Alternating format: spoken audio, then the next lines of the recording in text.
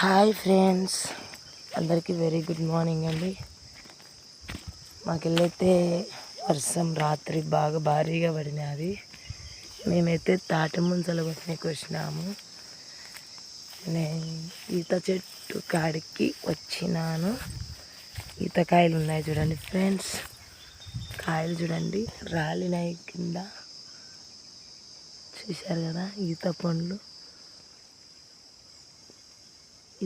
చూడండి ఫ్రెండ్స్ ఎంత బాగున్నాయి. పైన చెట్టు మీద ఉండేటి అనమాట. చెట్టు మీద కాయలు రాలి కింద పడినాయి అన్నీ. ఈతకాయలు అంటే ఎంతమందికి ఇష్టమో కామెంట్ బాక్స్లో కామెంట్ పెట్టండి, లైక్ కొట్టి సబ్స్క్రైబ్ చేసుకోండి. Okay bye.